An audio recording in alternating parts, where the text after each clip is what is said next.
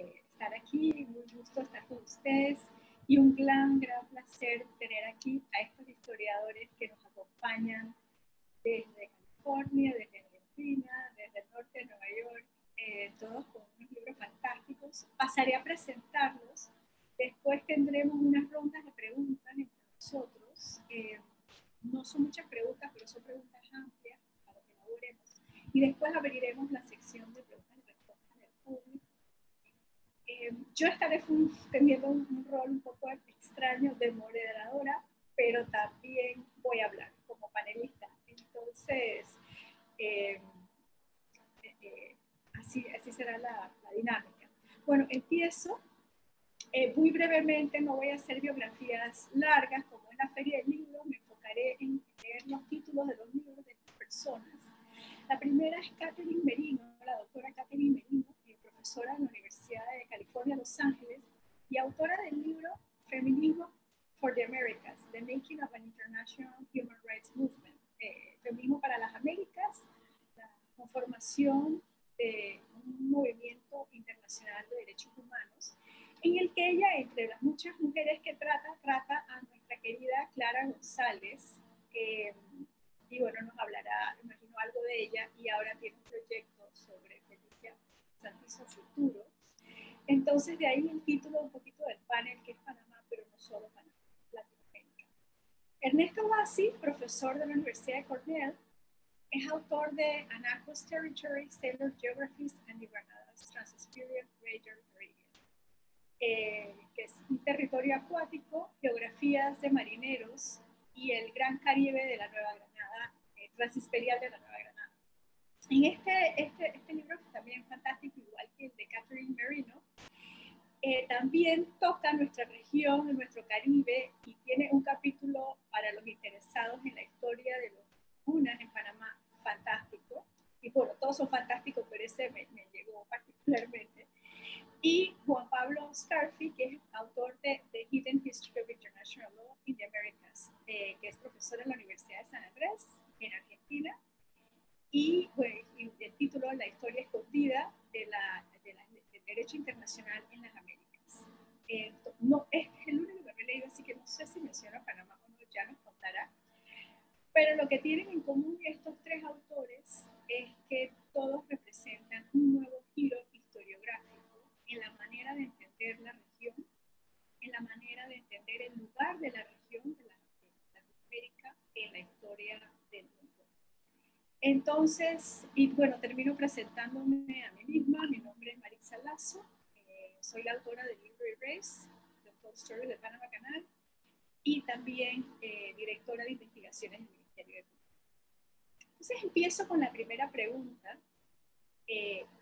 ¿Cómo creen que ha cambiado el lugar de América Latina en la historia global o en la historia de las Américas? Empecemos con Ernesto Bassi. On mute. Sí. Primero que todo, quiero agradecerles a Marixa y a los organizadores de la Feria del Libro por la invitación, por el placer también de estar en este panel con Catherine, con Marixa y con Juan Pablo.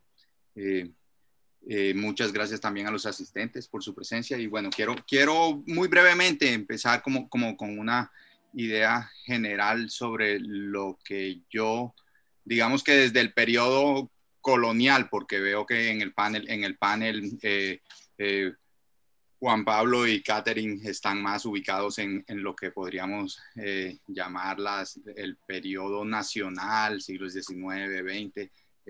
Marixa cruza fronteras y yo trabajo como más en el siglo XVIII. Entonces, en el periodo en que yo trabajo, que es un periodo en el que no existía Panamá, no existía Colombia, no existía ninguno de los estados naciones del continente americano. Es importante para mí empezar con esto porque la idea o la categoría o el concepto América Latina no existía. Sin embargo, es muy útil usar el concepto de América Latina también para estudiar el siglo XVIII. Y lo que yo creo que ha pasado como recientemente los historiadores de lo que todavía llamamos América Latina colonial, hemos sido cada vez más conscientes de que cuando pensamos de que América Latina, de que diferentes partes de lo que llamamos América Latina era absolutamente central durante los siglos XVI, XVII y XVIII para el desarrollo global. Entonces, entender a América Latina como una caja en la que caben veintitantos países nos limita. Y a mí me ha ayudado mucho, me han gustado mucho trabajos recientes que han hecho argumentos muy importantes sobre el papel de una ciudad, pues desde la perspectiva del siglo XX, probablemente no muy importante, como Potosí. Usar a Potosí la Potosí del siglo XVI y XVII como centro de las finanzas y del desarrollo tecnológico y del desarrollo del capitalismo mundial es una forma para mí muy interesante de poner a América Latina en ese mapa de la historia global como sencillamente como un lugar o como una región llena de lugares sin los cuales no se puede entender el mundo moderno en el que vivimos. Creo que paro ahí, tengo muchos más ejemplos, pero de hecho me interesa más oír a los demás que oírme a mí. Ok, perfecto, muchas gracias y después podemos volver con más ejemplos. Sí. En parte porque yo pensaba que tenía unos 50 minutos y me han dicho que tenemos 1 hora y 50. Entonces, así que vamos a poder conversar con más holgura. Entonces, pasemos a Catherine, la misma pregunta. Gracias, y quisiera también agradecer al Marixa y la Cámara Panameña del Libro por esta invitación y agradecer a Juan y Ernesto también. Yo se formó en la escuela de posgrado técnicamente en la historia de los Estados Unidos, pero se convirtió más en una historiadora latinoamericana mientras yo investigaba y escribía mi disertación y mi libro, y descubría que la historia latinoamericana y del Caribe era transnacional mucho más antes de que la historia o la gira transnacional estuviera de moda.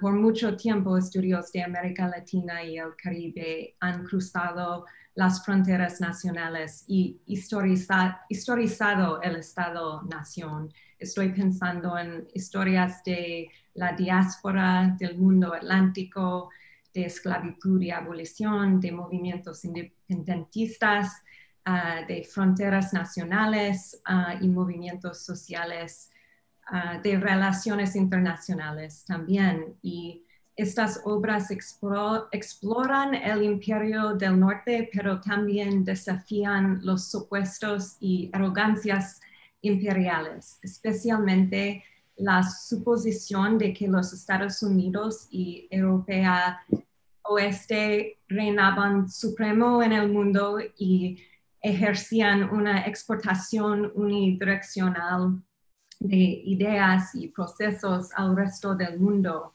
Creo que es un objetivo clave de la historia transnacional al descentrar a los hegemones, los actores y procesos que a menudo han dominado los estudios históricos y se centran en figuras menos poderosas.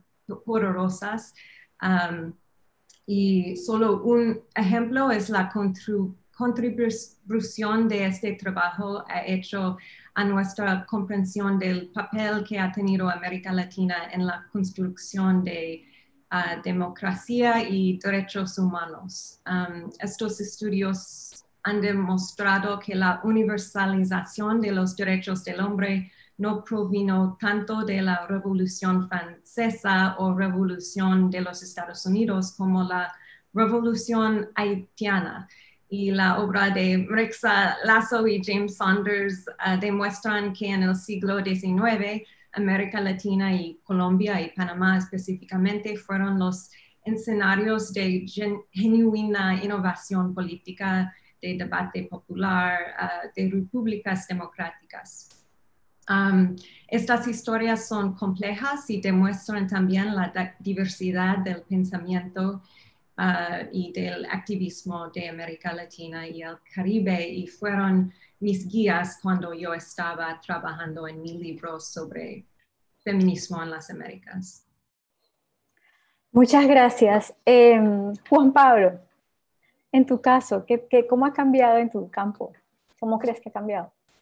Bueno, ante todo, primero, muchas gracias por la invitación, Marixa, y por el armado de este panel, y también a los organizadores de la Feria del Libro. La verdad que es un orgullo estar discutiendo con ustedes.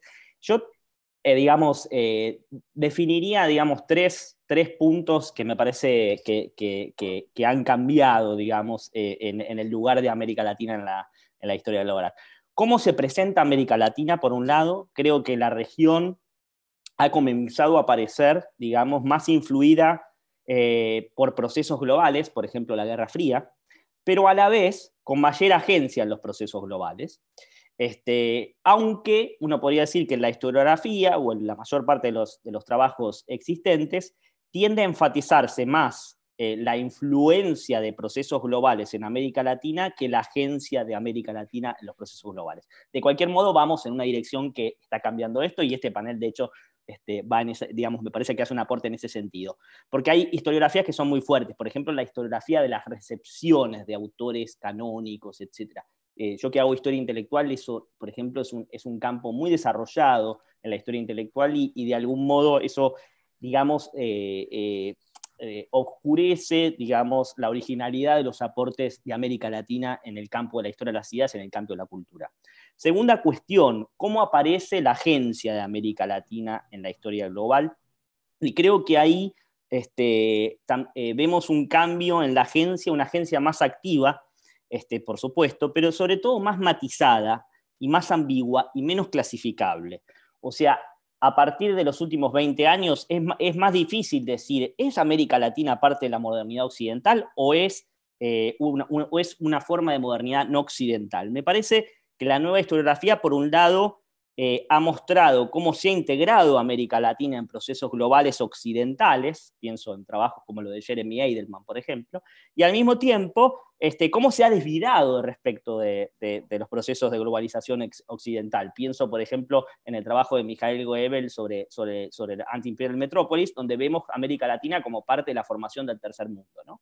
Entonces, el lugar de América Latina ha parecido más ambiguo, más variado, la paleta es mucho más amplia, y me parece que los que estamos en este panel de algún modo somos reflejos de eso.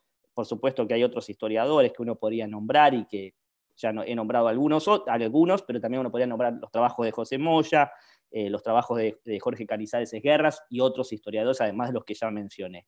Y por último, creo que América Latina aparece con una contribución, y acá vuelvo a la historia de las ideas, a la historia del conocimiento, a la historia intelectual. Creo que América Latina aparece rescatada como región, por un lado, sujeta a un disciplinamiento y a un canon occidental, pero al mismo tiempo con aportes originados en la historia del conocimiento que no son ya meras traducciones, de fórmulas europeas de modernidad. Creo que en ese sentido, por ejemplo, el libro de Sebastian Conrad, What is Global History, él inicia el libro, ¿no?, diciendo esta idea de que la historia global, de algún modo ha puesto en desnudo, que la construcción de las disciplinas modernas ha sido eurocéntrica, ¿no? Y esto, la publicación de este libro ha puesto al desnudo un poco eso, él inicia el libro diciendo eso, y me parece que toda la nueva historiografía de la historia intelectual de América Latina ha contribuido a desocultar, a iluminar la originalidad de los aportes de América Latina como no clasificables dentro de un canon occidental. Entonces creo que, por ahí podemos volver sobre esto, pero creo que una cosa que por ahí queda pendiente es tratar de hilvanar, ese disciplinamiento, por un lado, occidental, o esa canonización occidental que ha influido a América Latina, y la tensión, con ese aporte original que ha hecho América Latina. Pocas historias estudian ese doble movimiento, y yo creo que ahí hay un punto para desarrollar. solo 2 ejemplos con esta cuestión, digamos. Me parece que el trabajo de Katherine, en ese sentido, digamos, muestra mucho el aporte de América Latina y el aporte de América Latina al feminismo, ¿no? y a los derechos humanos y a los derechos de las mujeres. Pero por otro lado, tenemos el trabajo de Ricardo Salvatore, que muestra el disciplinamiento, ¿no?, de los Estados Unidos en la construcción de las disciplinas de la historia, digamos, de la geografía, y el disciplinamiento del conocimiento acerca de América Latina que han generado los Estados Unidos en la construcción de las disciplinas, de varias disciplinas humanísticas en comienzos del siglo XX, en el contexto de la expansión de los Estados Unidos hacia América Latina. Digamos, creo que ahí hay dos canales que me parece que ahí hay un camino, que es necesario trazar un camino para empezar a unirlos, digamos, para empezar a hacer historias de disciplinamiento y también de creatividad latinoamericana en una misma narrativa. Paro ahí. Ok, muchas gracias. Miren, yo voy a antes de entrar a las obras de ustedes, voy a empujar con un poquito más para algunos ejemplos para muchas de nuestras audiencias que no son historiadores, ¿no? Sí. Entonces, les voy a pedir que aclaren algunas cositas y voy a empezar con la manera en la que yo estudié y aprendí América Latina en la universidad, que probablemente es muy parecida a la manera en que la aprendieron ustedes. Bueno, ustedes son más jóvenes, tal vez no. Pero recuerdo muy bien un clásico que es el de Bradford Burns, la pobreza del progreso, ¿no? Y que muchos, tal vez no historiadores, es un libro que fue leído también entre no historiadores e historiadores, no era todavía las venas abiertas, pero fue un libro bastante popular. ¿Y qué es lo que decía ese libro? Y una cosa que hemos aprendido muchísimo fue que nosotros éramos una región de imitadores en el siglo XIX, ¿no? Aquí no habían ideas originales sobre la república, sobre la democracia, sobre los derechos humanos, los copiábamos con una ilusión, en eso muy parecida a lo que dijo en su momento Simón Bolívar, de una modernidad que no era nuestra, ¿no? Y en el campo mío, la gran revolución entre eso que yo aprendí en la escuela, que todas estas ideas bajo las cuales vivimos, ¿no?, de la Constitución, la democracia, la igualdad, eran ideas importadas, no relacionadas con nuestra realidad, como dice la canción de Rubén Blades, y además venían de otros lados. El giro enorme, al menos en el siglo que estudió, en el siglo XIX, y que ejemplifica muy bien el trabajo de James Sander, The Vanguard of Republicanism, es que ¿copiadas de quién? ¿No? Que esa fue la gran pregunta. Si cuando se independiza Haití y crea la segunda república independiente, después de primero monarquía, después república, no había de quién copiarse. Francia fue un experimento muy corto y por el resto habían solo monarquías. Y lo que nos han dicho los historiadores es que en el siglo XIX, y ahí está la fuerza de los imaginarios, ¿no? Todos sabemos, si te lo dicen, sí, es que no habían repúblicas en el siglo XIX en Europa, pero de todas maneras nos estábamos copiando de algo que no estaba pasando ahí, pero solo estaba pasando acá. Entonces, ese es el rescate que el giro enorme entre cuando yo era estudiante y ahora es ese reconocimiento de que aquí hubo mucha experimentación original, mucho pensamiento original, y que decir que nos estábamos copiando en el siglo XIX, y podemos después hablar de dónde surge esa idea, es el equivalente que muchas personas que dicen eso no dirían jamás, es que, por ejemplo, que la Revolución Cubana se estaba copiando de los rusos y punto, no había nada original allí, ¿no? O de los alemanes, porque además Marx era alemán.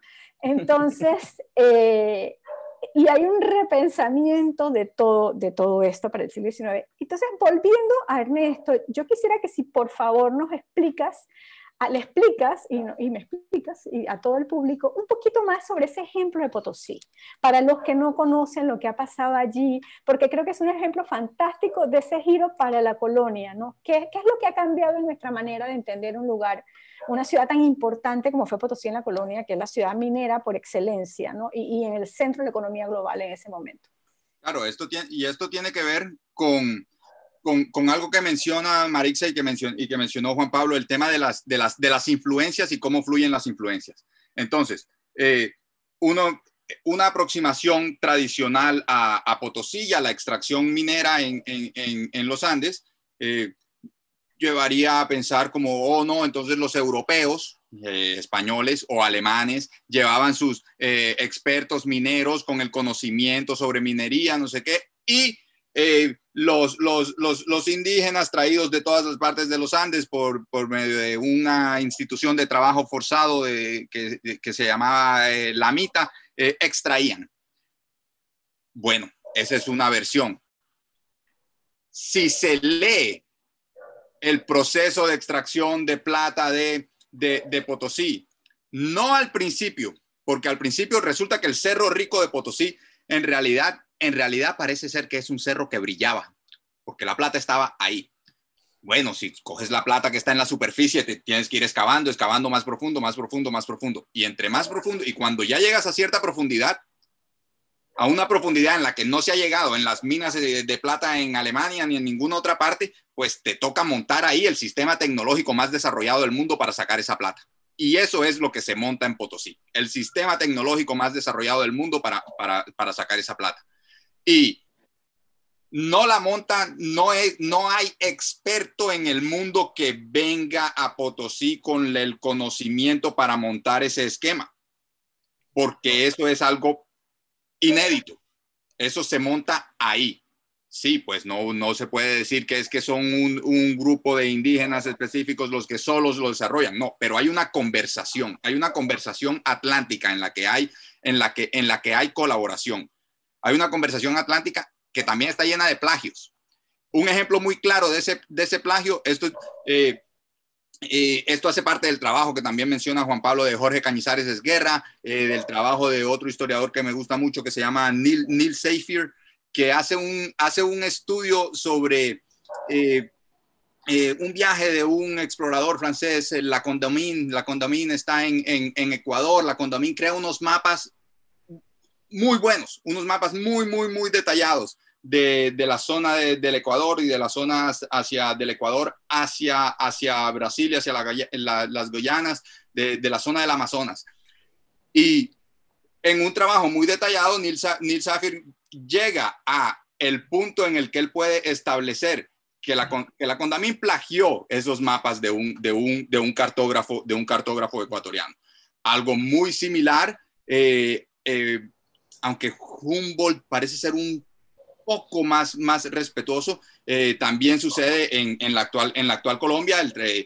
Humboldt viaja por Colombia, Humboldt conoce e interactúa con científicos españoles y colombianos o criollos en la Nueva Granada, en particular con Francisco José de Caldas. Francisco José de Caldas es un gran cartógrafo, es un gran botánico, es un gran interlocutor para Humboldt y bueno, trabajan juntos, colaboran. Humboldt se beneficia profundamente del trabajo de Caldas, pues Caldas, por supuesto, también se beneficia profundamente del trabajo de Humboldt, ¿no? Hay una legítima conversación. Humboldt escribe muchas veces, bastante sobre la grata sorpresa que fue para él encontrar interlocutores absolutamente válidos. Pongo otro ejemplo. Muy relacionado con la idea de la esclavitud como parte fundamental del desarrollo del capitalismo global. Una idea que está muy, muy, muy de moda ahora en Estados Unidos. En los últimos 5 años, los historiadores, muchos colegas míos muy, muy queridos, muy respetados, muy buenos, han descubierto de la noche a la mañana que la esclavitud en las plantaciones del sur de Estados Unidos tenía unos métodos que son como capitalistas.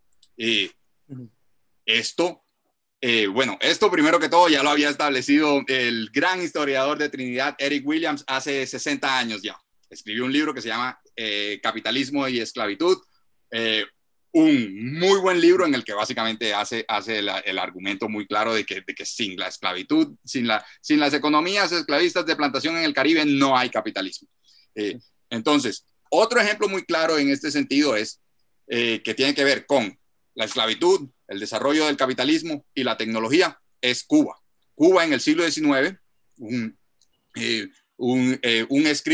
trabajo clásico del historiador cubano Manuel Moreno Frajinals, muestra muy claramente los grandes avances tecnológicos que requería la producción de azúcar, la producción con los que se producía el azúcar en el siglo XIX en Cuba.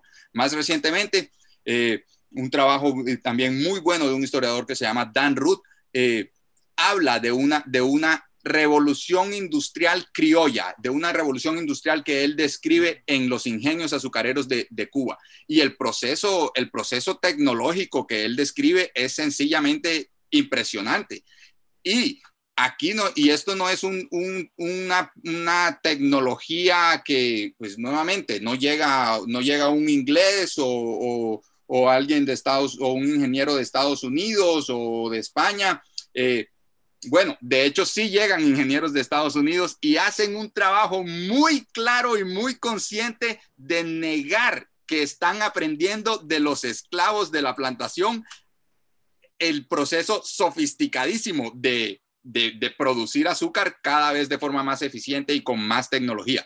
Entonces esos son unos ejemplos muy claros que muestran que van bueno, básicamente que agotan esa idea de América Latina absorbía, adquiría, imitaba.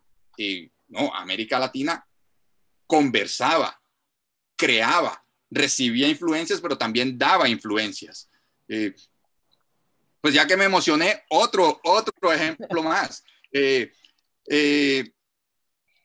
También muy relacionado muy relacionado con los avances en la medicina. El trabajo de un colega colombiano, Pablo Gómez, trabaja las prácticas médicas de esclavos en el Caribe inglés, en el Caribe español, y muestra cómo sus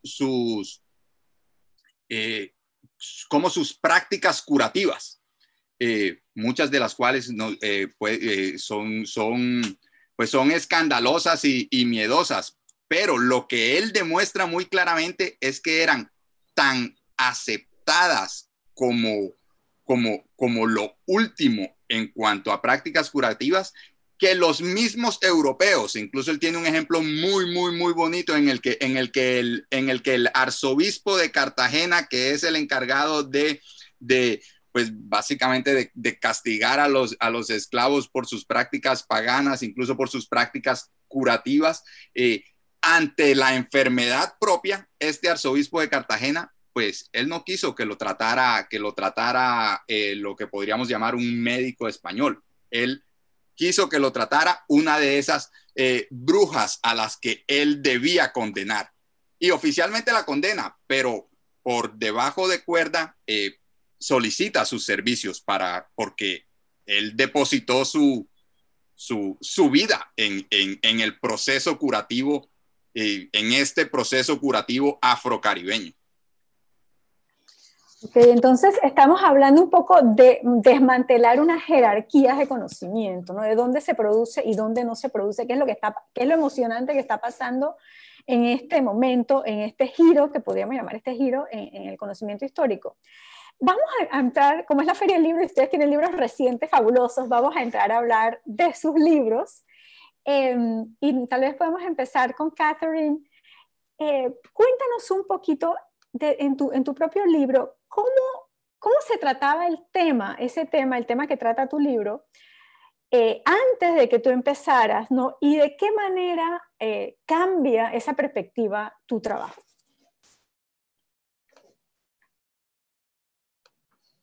Está en mute. Sí, gracias. Mi libro, primero gracias a Ernesto por sus lecciones y comentarios. Mi libro, Feminism for the Americas, cuenta la historia del feminismo interamericano durante la primera mitad del siglo XX. Fue un movimiento de agrupaciones y dirigentes latinoamericanas unidas alrededor de los derechos de las mujeres y la justicia global. Y fue una fuerza muy importante detrás de cambios en muchos países, por el sufragio femenino, por derechos civiles de las mujeres, por igualdad salarial y legislación maternidad y otros cambios. Por lo regular se nos dice que fueron mujeres europeas y estadounidenses quienes inventaron el feminismo y luego fue exportado a otros lugares. Sin embargo, cuando estaba trabajando en mi libro, me di cuenta de que fueron mujeres de América Latina quienes de hecho estuvieron a la vanguardia del feminismo global y de los derechos humanos internacionales. Y lo que distinguió feminismo americano o interamericano del feminismo internacional en Europa y otros lugares fue que en realidad el feminismo americano innovaba nuevas formas del derecho internacional que sentaban las bases para las nociones de derechos humanos internacionales. En el año 1928 innovaba la Comisión Interamericana de Mujeres, la primera organización intergubernamental del mundo para la promoción de los derechos de las mujeres, y esta comisión defendió un tratado de igualdad de derechos para las mujeres, el primero tratado internacional por los derechos de mujeres y por derechos de individuos de su tipo internacional. Y su activismo culminó en la conferencia que creara las Naciones Unidas en San Francisco. Fue allí que un grupo de feministas latinoamericanas, todas las cuales se habían quebrado los dientes en décadas de organización, que impulsaron por establecer los derechos de las mujeres en la Carta de ONU y en su definición de derechos humanos. Y es importante señalar que se lograron estos objetivos a pesar de objeciones expresadas por las mujeres de los Estados Unidos y de Gran Bretaña en esta conferencia. Sus objeciones fueron que los derechos de las mujeres eran demasiado divisivos o no lo suficientemente importantes como para incluirlos en la Carta de las Naciones Unidas. Así que mi libro relata esta historia de una red de 6 destacadas líderes que juntas impulsaron el movimiento. Clara González de Panamá, Berta Lutz de Brasil, Ofelio Domínguez Navarro de Cuba, Paulina Luisi de Uruguay, Marta Vergara de Chile y Doris Stevens de los Estados Unidos. Y estas mujeres fueron fundadoras de muchas de las primeras organizaciones feministas en sus países, pero ellas también formaron una fuerte red transnacional. Y para descubrir sus enlaces, investigué en casi todos sus archivos personales y organizativas y en otros archivos en otros lugares como México y Argentina. En lugar de una biografía colectiva, el libro realmente se centra en sus relaciones y interacciones entre ellas y en estos congresos internacionales. Su correspondencia y las reuniones cuando se conocieron en persona están en el corazón del libro. Y el libro demuestra que fue no solo a través de la colaboración, sino también del conflicto que un grupo particular de feministas latinoamericanas realmente tomaron el poder de este movimiento. Estas mujeres eran bastante heterogéneas políticamente e ideológicamente. Líderes debatieron intensamente cómo definir el feminismo y quién tenía la autoridad para hacerlo.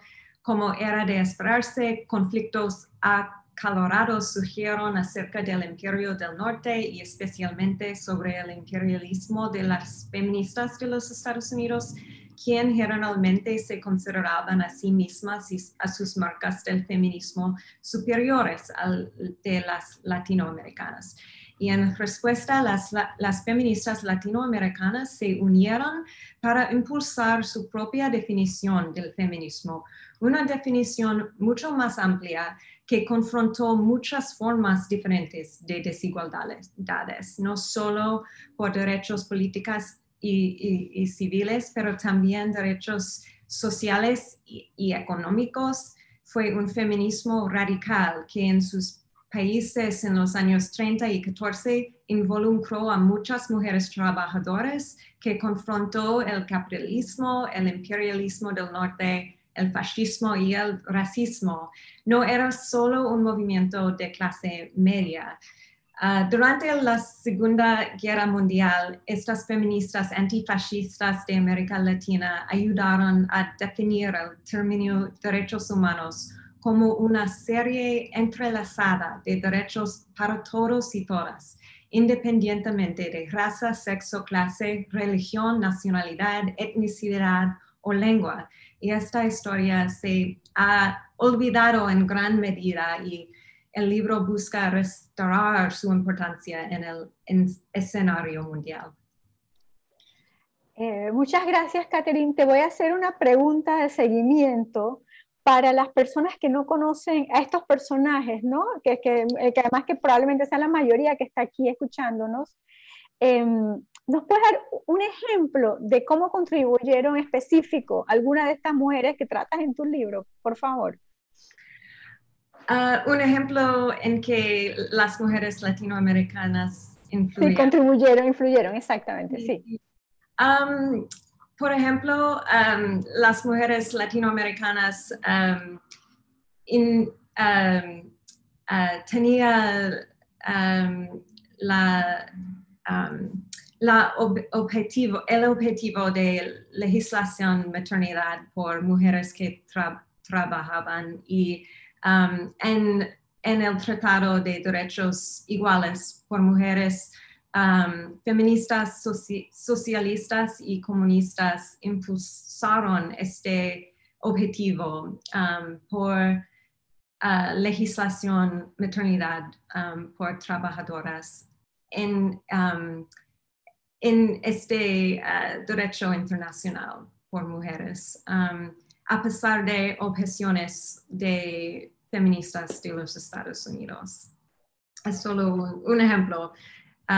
Pero Clara González fue muy importante a esta red y muy importante a la construcción de esta nueva forma de ley internacional para promover derechos sociales, económicos, políticos y civiles de mujeres en el ámbito internacional. Ok, bueno, después voy a volver para preguntarte específicamente de qué manera, pero pasamos a Okay. Juan Pablo. Cuéntanos un poquito de qué, o sea, cómo era ese campo cuando tú estabas estudiando el doctorado y de qué manera tu libro cambia esa visión. Estás en mute. Ahí está. Bueno, no, la verdad que yo diría que como un poco habría un cambio en tres niveles. Uno podría decir, un primer cambio es el cambio en la narrativa, ¿no? Un segundo cambio, hay un cambio en la materia y el contexto, digamos, cómo se presentaba, digamos, y después un poco, digamos, la propuesta historiográfica que el libro abre, digamos. Me parece que ahí hay tres niveles que se podrían mencionar y voy uno por uno, digamos. En la narrativa había una predominancia en cómo se presentaba la historia del derecho internacional. Había una narrativa dominante que era una narrativa evolucionista, teleológica y del progreso. Básicamente, la historia del derecho internacional era presentada como una evolución incesante, digamos, el progreso de los principios del derecho internacional en una narrativa bastante evolucionista, digamos, así. Y en esta narrativa evolucionista se sobreestimaba, digamos, la capacidad del derecho internacional para transformar, digamos, las relaciones de poder, etcétera, digamos, ¿no? Y también ciertas narrativas críticas a veces tendían a reproducir esta narrativa, porque básicamente se trataba de decir que, bueno, América Latina también progresa, también evoluciona, también produce un progreso en el derecho internacional. Y algunas perspectivas poscoloniales o decoloniales o críticas a veces tenían ese énfasis, ¿no? En la narrativa, digamos. Se mantenía como una especie de contracara del canon, ¿no? América Latina también progresa, también evoluciona.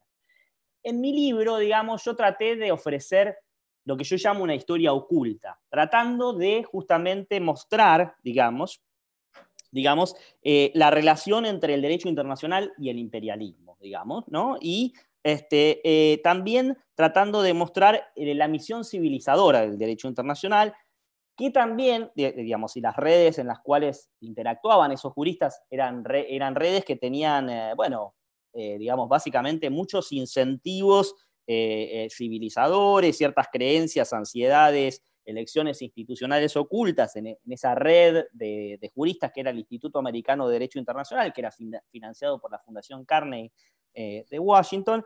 Había ansiedades imperiales, civilizatorias, etnocéntricas, elitistas, digamos. Y el libro trata de desnudar esas ansiedades que si uno no recababa en las redes, digamos... Te voy a interrumpir. Descríbenos sí. Algunas de esas ansiedades para entenderte. ¿Cuáles eran esas ansiedades?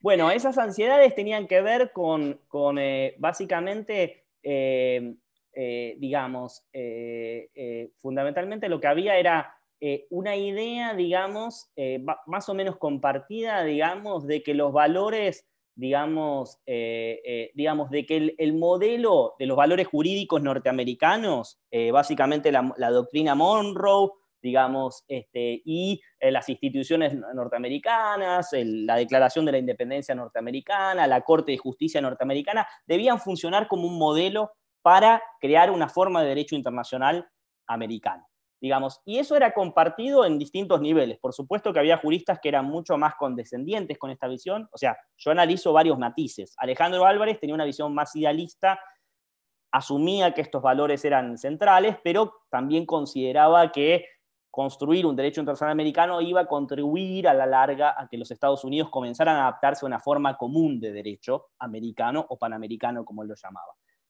James Brown Scott, que era el director, el presidente, Alejandro Álvarez era el secretario, tenía una visión más etnocéntrica. Él creía que básicamente el modelo era la Declaración de la Independencia de los Estados Unidos, el modelo era la Corte Suprema de los Estados Unidos, y, digamos, las tradiciones latinoamericanas básicamente no tenían mucha cabida en la visión del presidente, que era Brown Scott, y que a su vez era, digamos, el secretario general de la Fundación Carnegie que financiaba el instituto, ¿no?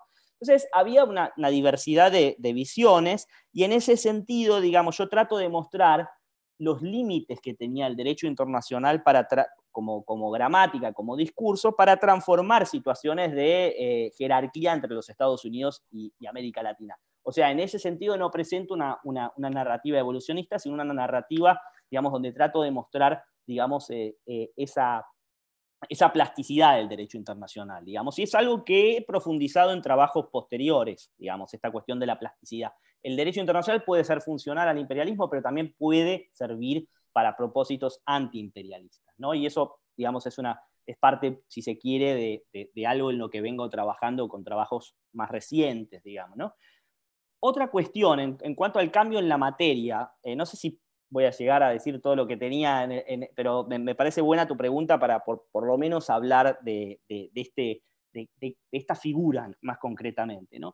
El cambio en la materia, digamos, y el cambio en el contexto, digamos, yo en el libro, y a diferencia de esas narrativas evolucionistas, a veces se presentaba la historia del derecho internacional americano como una historia solamente de América Latina. Yo, digamos, en términos del contexto, he tratado de introducir una historia hemisférica para entender la historia del derecho internacional en América Latina. Básicamente tratando de mostrar que es imposible entender esa plasticidad, esas disputas que ocurren en las Américas, sin entender el lugar hegemónico que han tenido los Estados Unidos en la construcción de esas redes.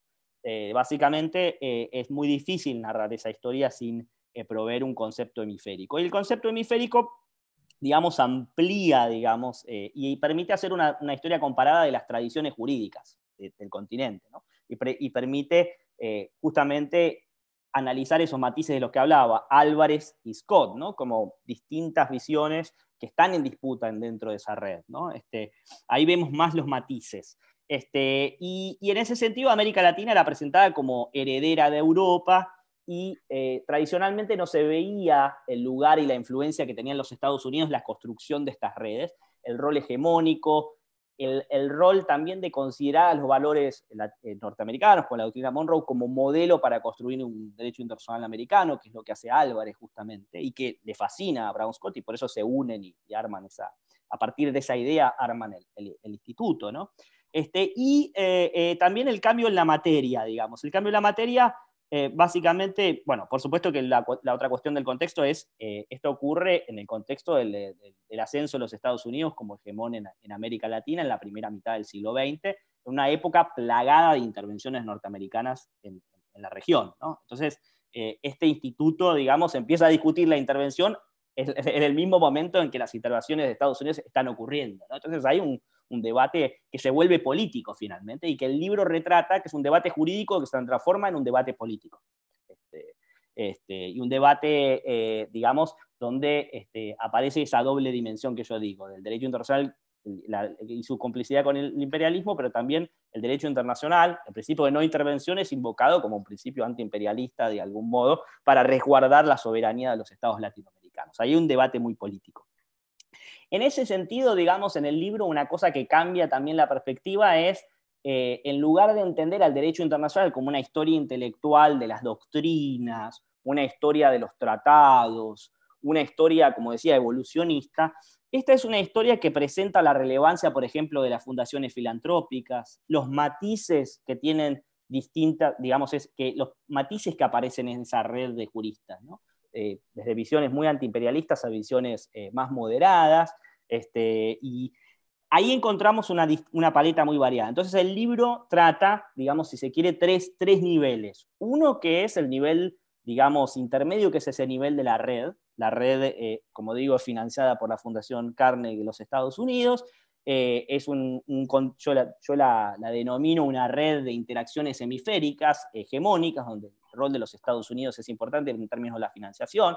En un momento quieren poner a la base del instituto en Cuba, y ahí se desatan una serie de debates muy, muy políticos en ese momento, porque el antiamericanismo en Sudamérica era fuertísimo. Entonces muchos juristas sudamericanos se oponen a la idea que hace un centro de derecho internacional en Cuba, controlado y financiado por los Estados Unidos. Bueno, en un nivel intermedio tenemos la red. En un nivel más alto tenemos el poder internacional de los Estados Unidos, si se quiere, digamos, y en un nivel más bajo tenemos a estos juristas, digamos, ¿no? A estos juristas donde existe una paleta variada de visiones, y en ese nivel más micro nos encontramos con esto que yo hablo de la plasticidad del derecho internacional, que tiene que ver con las limitaciones que tienen estos juristas para hacer valer, digamos, sus visiones dentro de una red que de algún modo está financiada por la Fundación Carnegie, que está en Washington. Algunos juristas se oponen a cómo se maneja el instituto y no aceptan el dinero para ir a las reuniones. Por ejemplo, Carlos Saavedra Lamas, argentino, dice: no quiero que la Carnegie me financie para que yo vaya a las reuniones del instituto. Yo me pago mi pasaje, dice él, ¿no? O sea, aparecen esos debates que son importantes.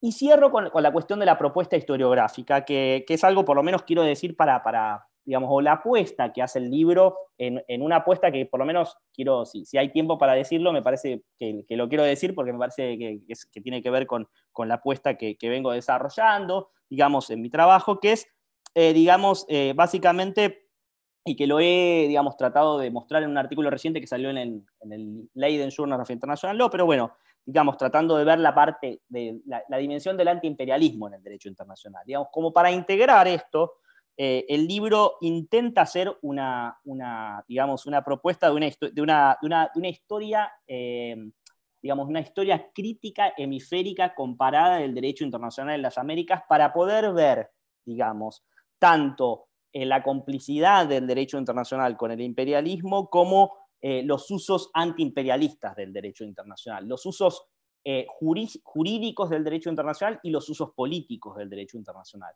los usos elitistas del derecho internacional y los usos políticos y públicos del derecho internacional. Y en ese sentido uno puede decir los usos y abusos que se pueden hacer del derecho internacional, tratando de hacer una pregunta, y con esto cierro, que me parece que es una pregunta que digamos, que tiene que ver con esta propuesta historiográfica, que es tratar de pensar y reflexionar, digamos, acerca de las dificultades que encontraron esos juristas en esas redes, en esos contextos, en esos momentos donde la jerarquía entre los Estados Unidos y América Latina era bastante desbalanceada, como la primera mitad del siglo XX, las dificultades que encontraron los juristas latinoamericanos para usar el derecho internacional, yo diría también los derechos humanos, con miras a moderar, a limitar la hegemonía de los Estados Unidos en la región en ese momento, los desafíos, las dificultades que encontraron y las posibilidades también, digamos, ¿no? Pero tratar de entender esa doble dimensión, ¿no? Las dificultades y las posibilidades, ¿no? Bueno, ahí paro. Muchas gracias y guárdate por ahí porque te voy a preguntar algunos ejemplos, ¿no? De esos desafíos y de esas posibilidades para entender un poquito algunas personas. Entonces, Ernesto, cuéntanos un poquito tú también tu libro y tengo trampa aquí porque yo escribí una reseña del libro y que empieza con la frase que me encantó de Simón Bolívar que decía de Colombia, de la Nueva Granada, de esta patria es Caribe, ¿no? Entonces, cuéntanos un poquito, Ernesto, ¿qué significa ver a la región desde el Caribe? ¿O qué es lo que tu libro está planteando, ¿no? con esto de territorio acuático? ¿Qué nos estás contando? Estás en mute. Ya. Bueno, pues mi libro... esa frase de Simón Bolívar para mí fue muy, muy clave en un momento en el que ya yo tenía como una idea de qué estaba haciendo. Y me llamó mucho la atención porque en Colombia, en la Colombia de hoy, así como en la Colombia de hace 100 años, la idea de que Colombia es un país de regiones es muy fuerte. Esa idea de Colombia como país de regiones tiene mucha validez. Pero también es importante, aunque hayan ideas muy válidas, también es importante tratar de pensar más allá de esas ideas. Una forma de entender Colombia, y de hecho muchos países de América Latina y el mundo, es dentro de un marco que plantea rivalidades entre costa e interior. Esa rivalidad costa e interior existe. Se ha trabajado en lo que llamamos el Caribe colombiano. Cuando yo me convertí en historiador, pues ya había una producción historiográfica, libros, artículos bastantes sobre el Caribe colombiano, que estaban escritos desde esa motivación de resaltar una región caracterizada como atrasada, como quedada, como en el siglo XIX abiertamente como salvaje, bárbara, y había ese interés muy fuerte por entender esta región subnacional, este Caribe colombiano, pero siempre el interés estaba en entender la región dentro de un país. Yo en mis investigaciones y cuando no se entendía, cuando se trataba de entender la región más allá del país, habían estudios, digamos, para el siglo XVIII de las relaciones comerciales y esas relaciones comerciales, principalmente con España, destacaban el papel central de Cartagena, a tal punto que parecía que Cartagena era el único puerto existente, dinámico, con movimiento comercial durante todo el periodo colonial. Entonces, una de las cosas bueno, yo entro con un interés de tratar de ver qué otro tipo de conexiones habían. Bueno, así como Marixa dice que ella reseñó mi libro y le gustó, yo debo también decir que el primer libro de Marixa hizo parte de las inspiraciones aquí, porque ella muestra muy claramente una conexión revolucionaria con Haití, una conexión revolucionaria del Caribe colombiano, principalmente de Cartagena, con Haití.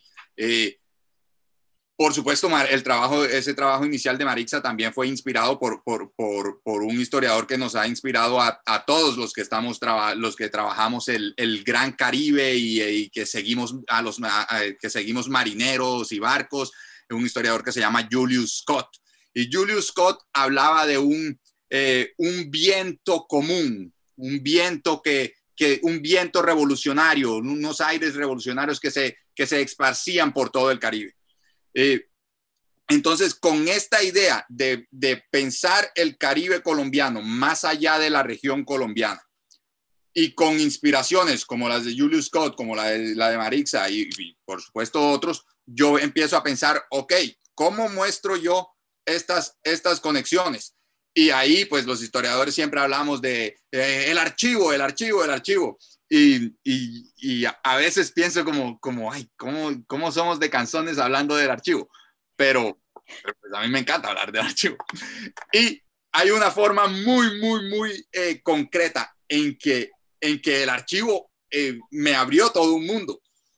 Y fue la idea de, bueno, el archivo como un edificio ubicado en Bogotá, en el centro de Bogotá, me ayudó a ver muchos, me ayudó a identificar muchos barcos y muchos marineros a los que yo trataba de seguir.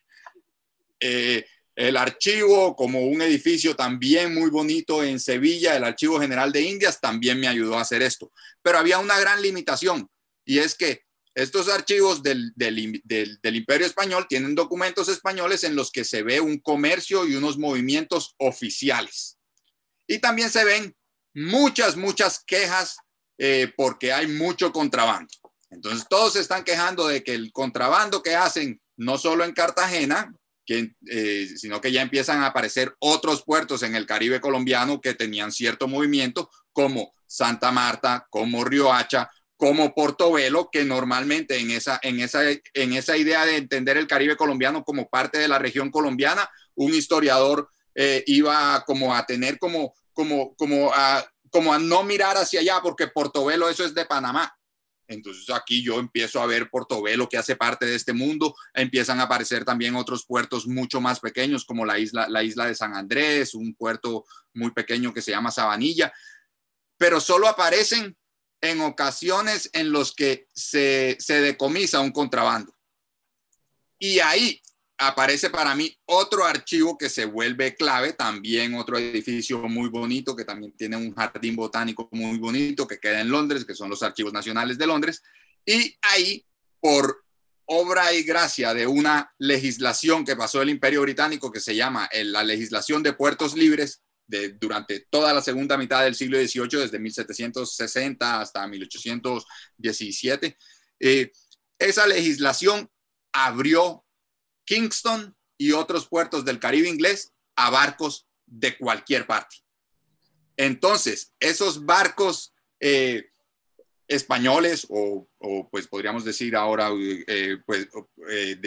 de Nueva Granada, de Venezuela, esos barcos del Caribe español que no aparecían realmente en los documentos españoles viajando hacia Jamaica, ahí aparecen mágicamente y empieza a aparecer muchos barcos que llegaban.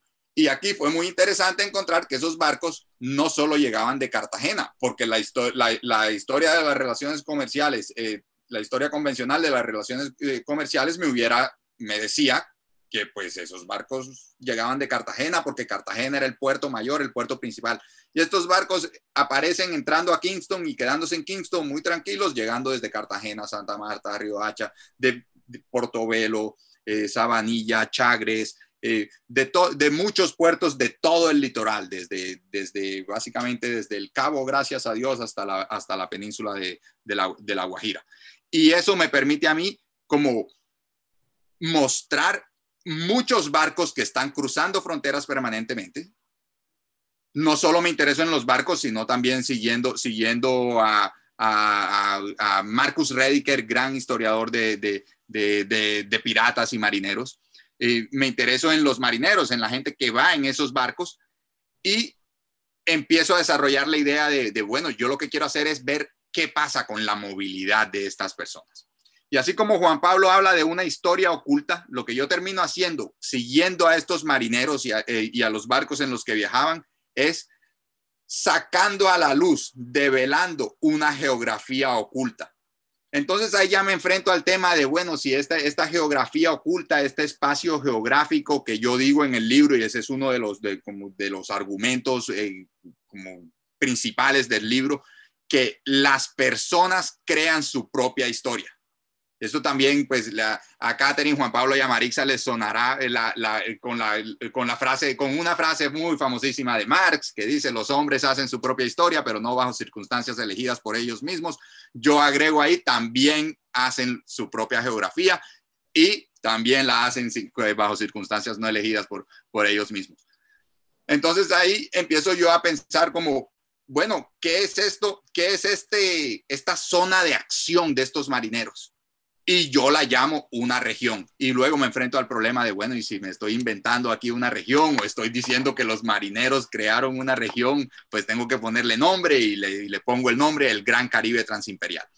Y luego también pienso, ¿pero eran solo los marineros o la existencia de esta región oculta afectaba las vidas de otras personas, y pues llego, y ahí entro yo como pensando con esa frase de Bolívar, esta patria es Caribe. Bueno, esta patria es Caribe, ¿y qué es el Caribe? ¿Y qué fue el Caribe para Bolívar? Y por supuesto el Caribe para Bolívar fue prácticamente todo, porque Bolívar sin el Caribe pues termina arruinado y sin poder convertirse en el gran libertador.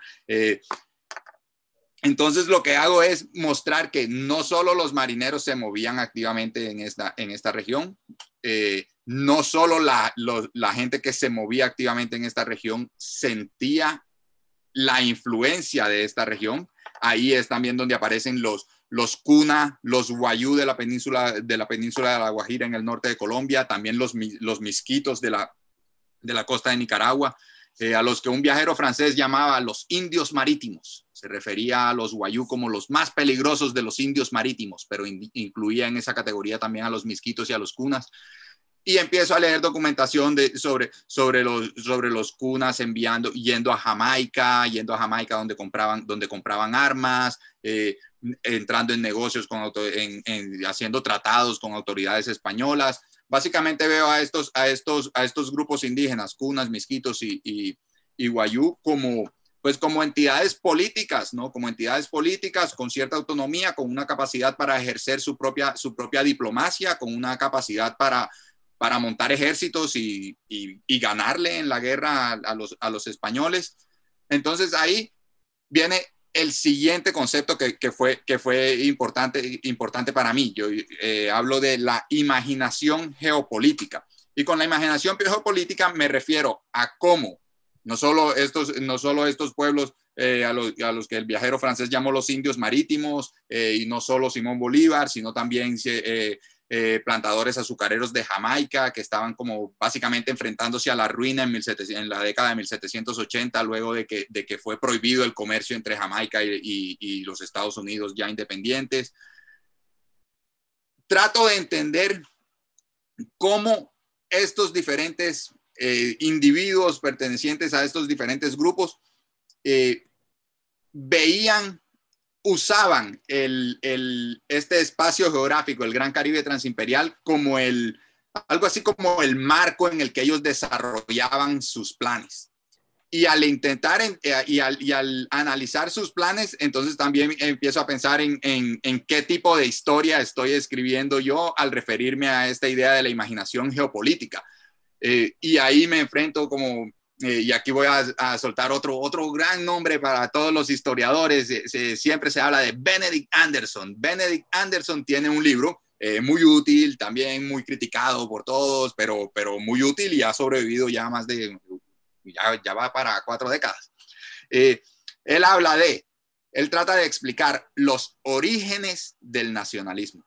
A mí me parecen absolutamente válidas las preguntas sobre los orígenes, las preguntas que tratan de explicar cómo llegamos a un punto. Pero en mi trabajo me interesó más tratar de entender cómo desde un punto dado la gente se imagina su futuro. Entonces, eso es lo que entiendo por la imaginación geopolítica. Y en el caso de los Wayús, de los Kunas, de los plantadores jamaiquinos, de Simón Bolívar y muchos otros que trabajaban con él, esa idea de cómo ellos analizaban la situación cambiante en este mundo en el que vivían, y cómo podían y qué planes podían desarrollar para lograr sus objetivos.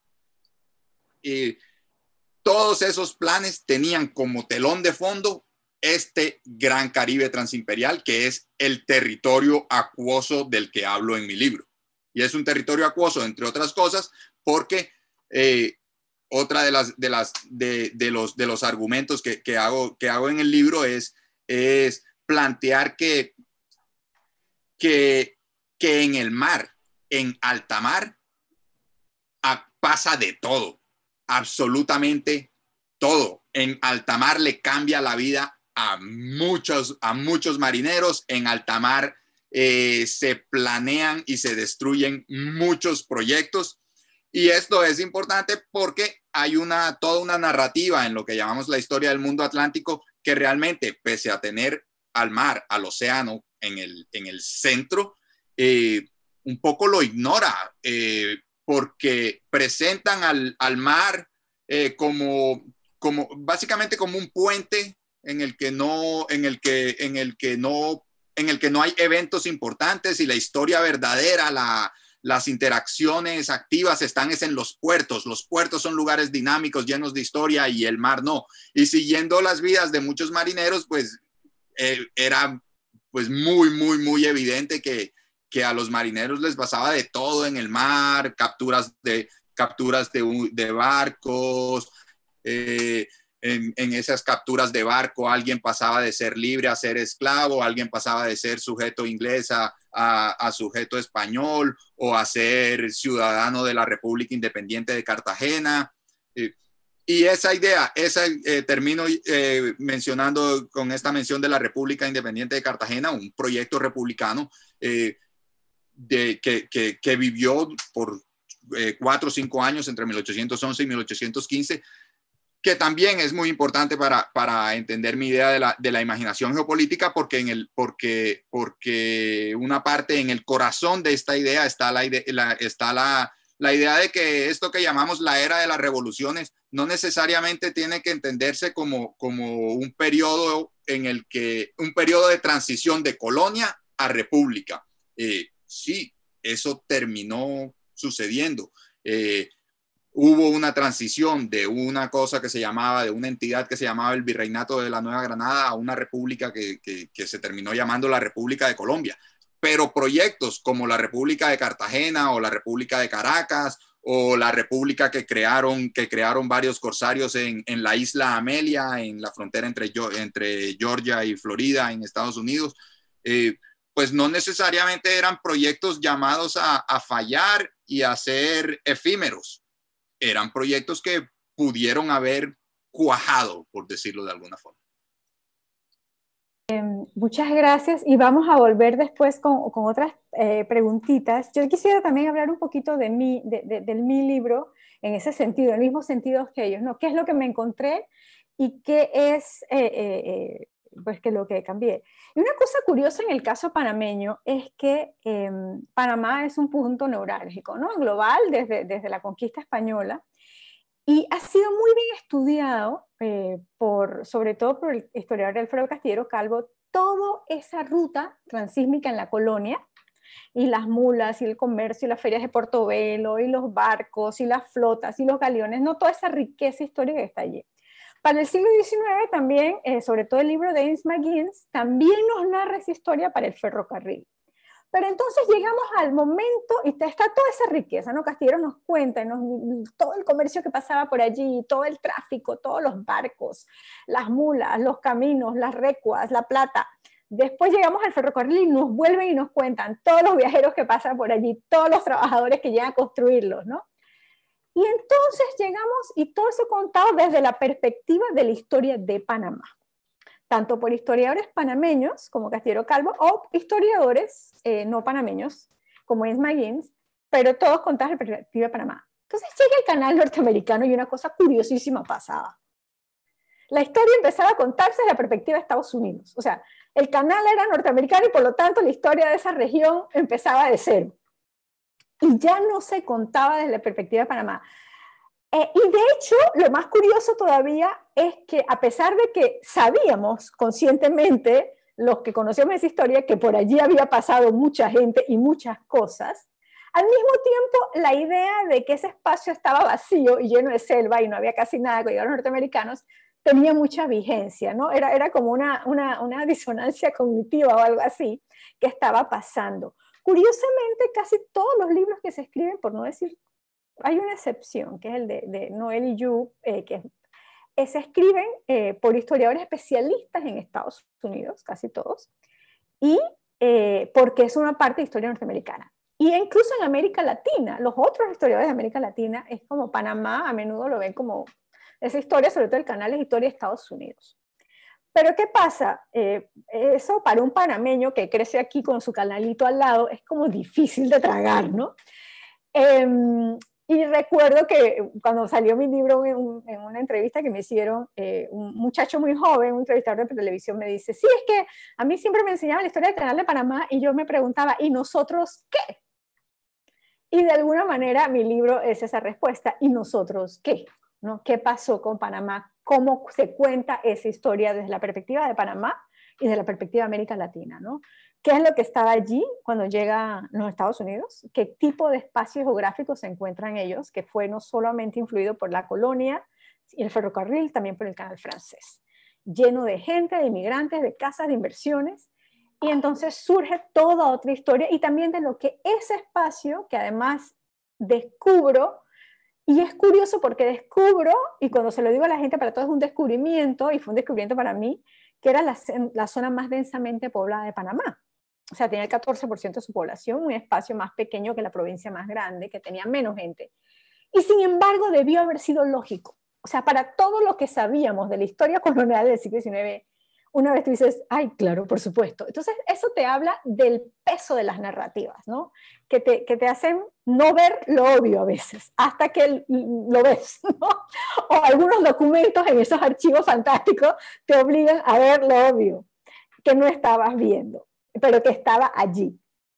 Y entonces, y eso obvio, pues fueron los censos, las descripciones de propiedades, y de esa manera este libro cuenta esa historia de otra manera, ¿no? Desde la perspectiva de Panamá, contando esa historia.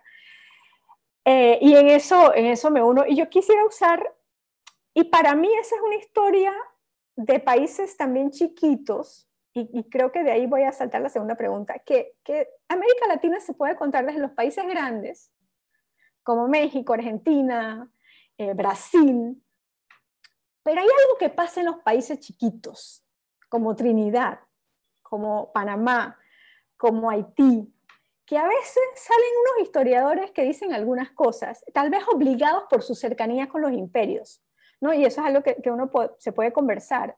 Pero ya hay una historiografía de estos países pequeños de replantear algunas historias heredadas sobre sus propias regiones, sobre sus propios países, porque tal vez son los países, y pensamos en eso, y yo me inspiro mucho en ellos al menos, ¿no? El gran historiador haitiano, no haitiano, de Trinidad, sobre Haití, Cyril James, que dice que en su libro Los Jacobinos Negros, que dice una cosa fundamental, que nunca se habían puesto juntas la palabra jacobinos y negros hasta que él lo hace, porque los negros no podían ser jacobinos, los jacobinos son franceses, ¿no? Y él hace esa cosa que dice, tanto ustedes no entienden nada, no entendieron nada, esta es una de las grandes revoluciones modernas, fue la abolición de la esclavitud en Haití, y que fueron parte, y él no dice influido, fueron parte de la Revolución Francesa, y es uno de esos grandes libros que hablan de ese diálogo del que estamos hablando nosotros. Él lo hace en los años 30 del siglo XX, ¿no?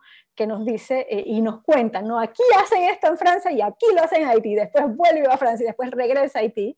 Y después el otro libro que nos menciona Ernesto, que es Capitalismo y Esclavitud, que hace la misma cosa. Otra vez pone dos palabras que no se suponía que iban juntas, que son capitalismo y esclavitud, porque la esclavitud es del pasado, es retrógrada, y el capitalismo es moderno, y él te dice, no. De hecho, no hubiera jamás existido capitalismo sin esclavitud. Y los grandes capitales del capitalismo en Inglaterra que forman la revolución industrial se forman con la esclavitud atlántica.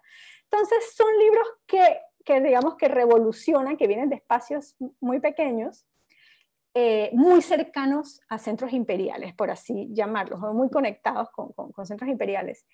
Y un país como Panamá, al menos yo que me inspiré en esos libros, sentía mucha afinidad por esos dos libros, en mi pequeño país que también muy conectado con imperios, que la manera en que tú contabas la historia del Canal de Panamá era una manera de contar el lugar de América Latina en los grandes procesos de industrialización, ¿no?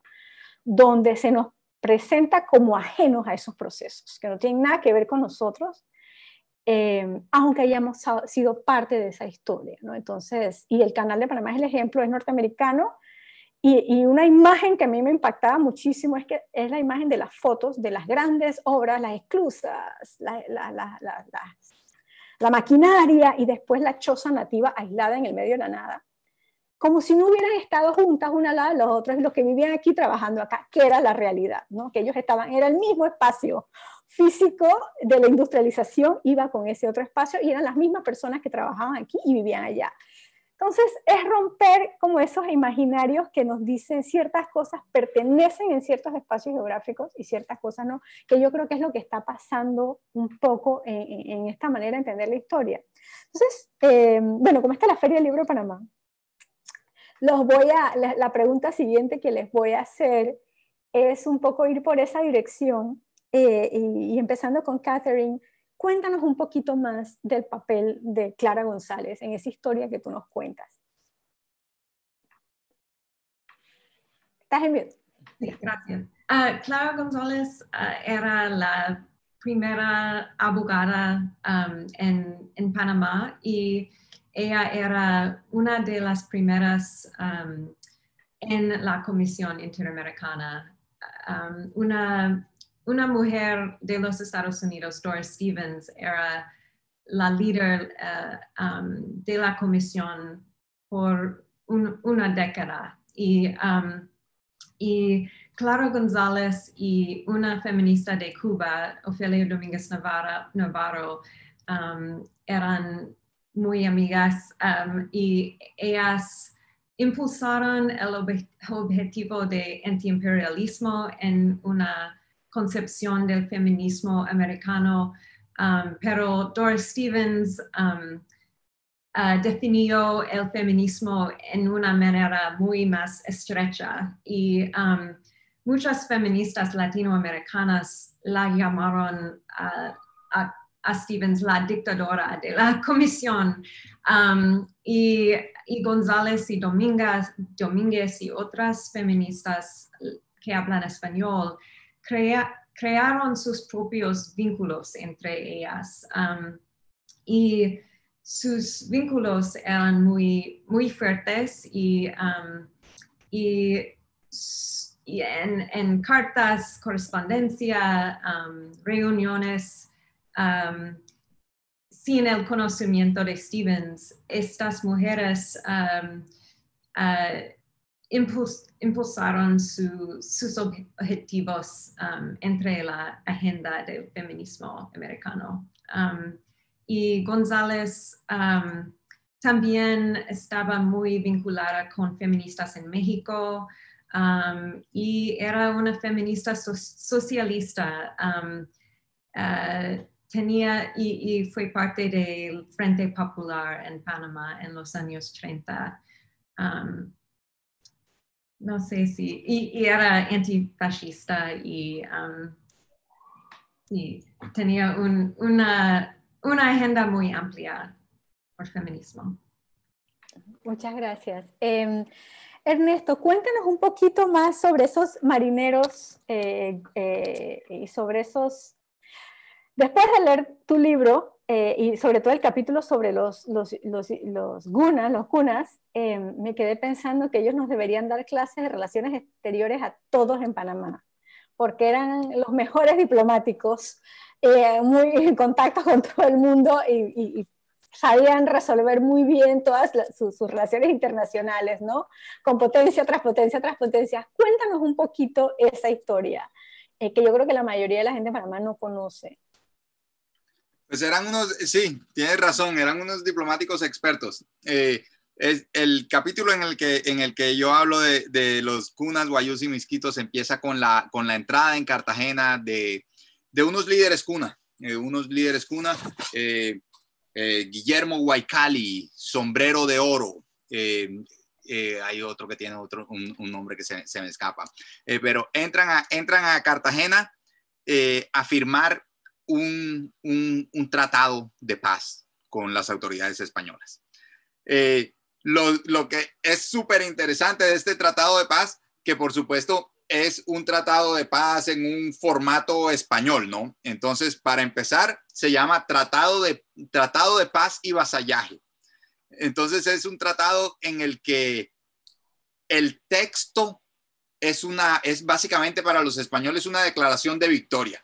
Entonces, tiene un artículo que dice en el que los cunas se comprometen a solo comerciar con los españoles, en el que los cunas se comprometen a no interactuar con extranjeros.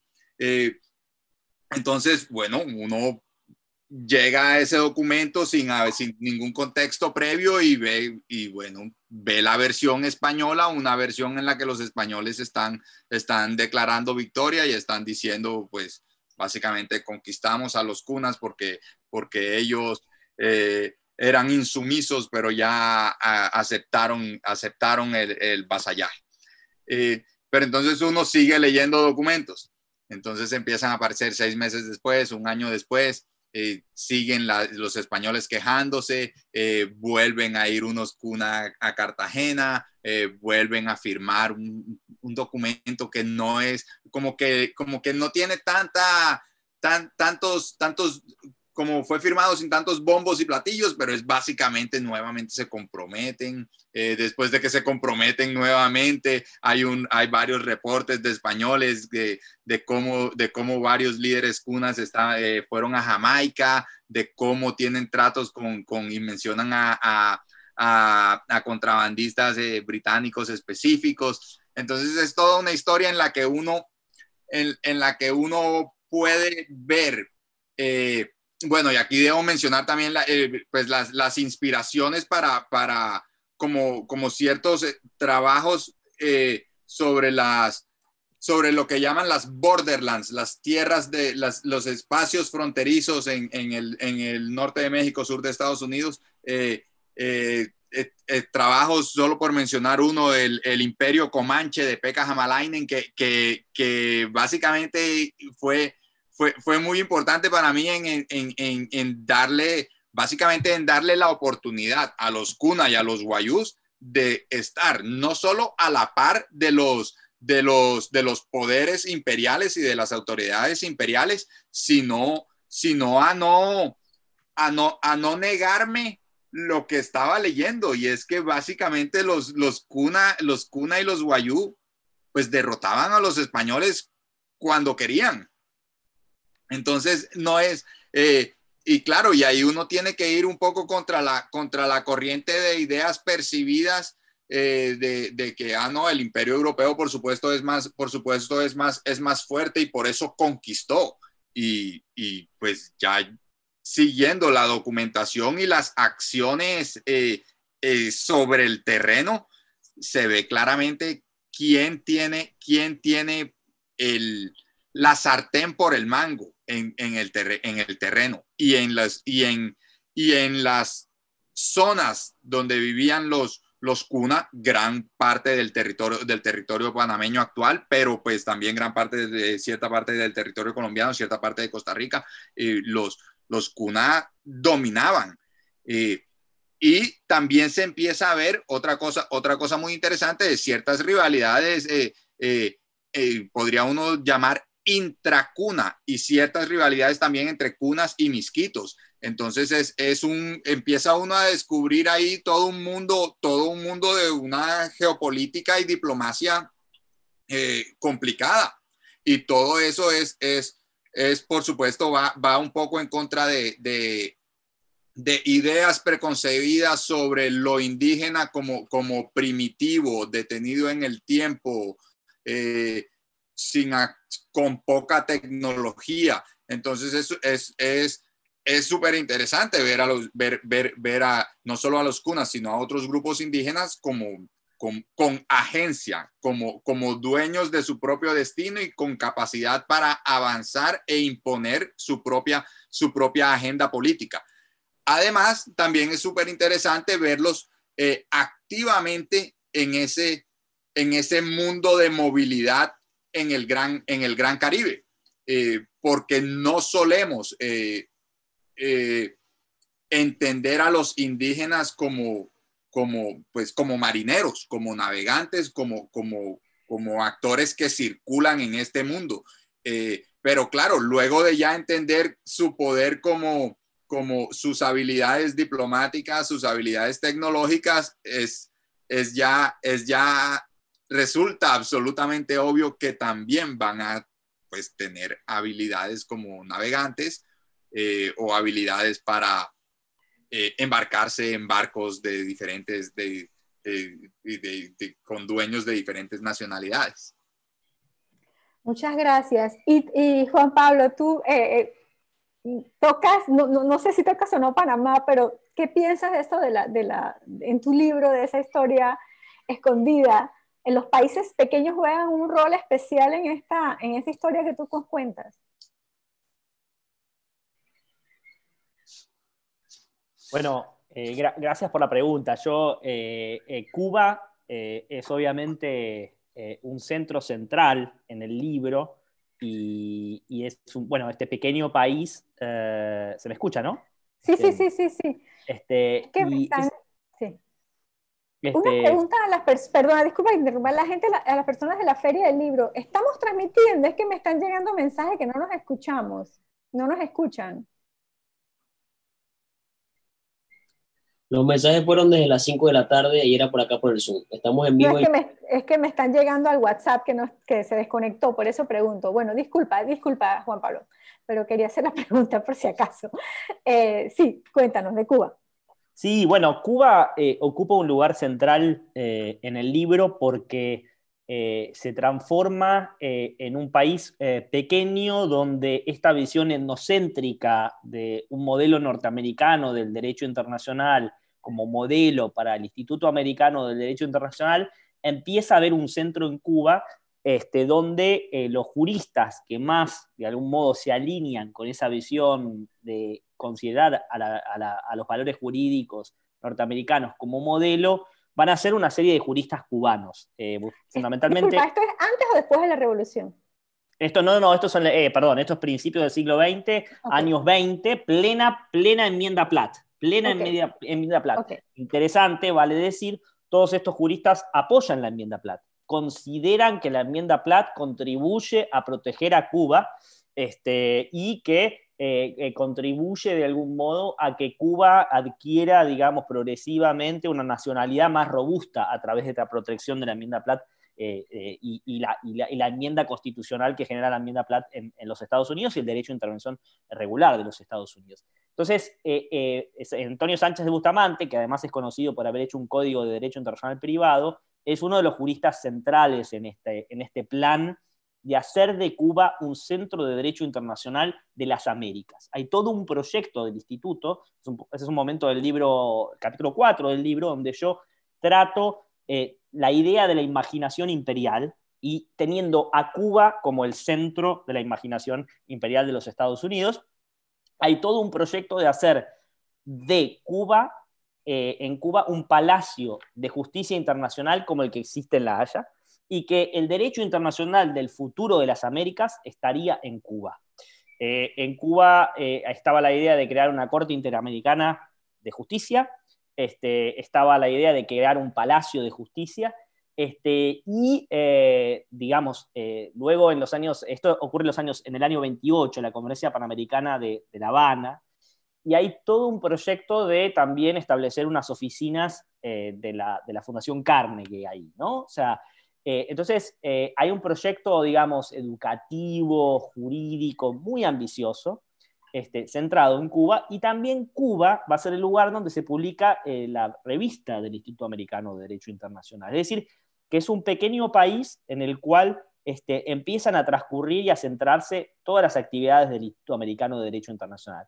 De cualquier modo, empieza a haber una situación tensa en Cuba que después va a llevar, digamos, paulatinamente en el año 34 a la abolición de la enmienda Platt, autorizando el derecho de intervención regular de los Estados Unidos, que va a tener que ver con protestas estudiantiles que hay a finales de los años 20 y que persisten, digamos. Entonces, todos esos proyectos al final no tienen ninguna cabida y se empiezan a desarrollar, a proponer en un momento en el cual las circunstancias en Cuba empiezan a ser muy críticas. De hecho, se habla de los años 20, finales de los años 20, principios de los años 30, como una especie de primera revolución, ¿no? Es un momento muy crítico, bueno, el movimiento estudiantil es muy fuerte, y toda esa situación los dirigentes de la Fundación Carnegie la van a llamar un momento antiamericanista. O sea,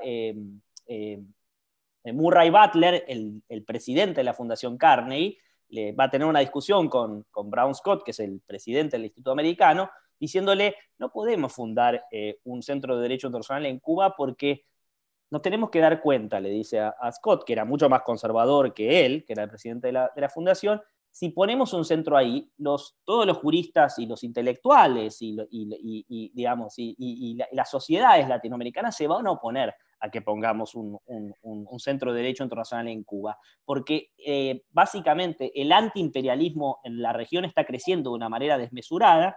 Entonces había una conciencia de digamos, de ese descontento público que estaba ocurriendo en América Latina, de esa crítica a las intervenciones, del crecimiento del antiimperialismo. A veces en los Estados Unidos esto era visto como antiamericanismo, pero básicamente había un crecimiento de estas visiones, más allá del derecho internacional, y Nicholas Murray Butler, que era el presidente de la Fundación Carnegie, se da cuenta de esto y le dice a Scott, interrumpamos esto. Por más de que los cubanos quieran que hagamos este palacio, por más de que exista una élite cubana que apoye estos proyectos, tenemos que interrumpir esto porque, bueno, la situación es muy crítica, pero además esto va a ser resentido por los países, sobre todo de Sudamérica, y también obviamente México, que luego la Revolución Mexicana va a tener, digamos, un desarrollo nacionalista, por supuesto antiimperialista muy fuerte, y por supuesto tenemos el APRA en Perú, ¿no? O sea, hay toda una situación, países andianos, países de Sudamérica, digamos, y México, digamos, un antiimperialismo creciente, digamos, y entonces los dirigentes de la Fundación Carnegie van a ser conscientes de esto.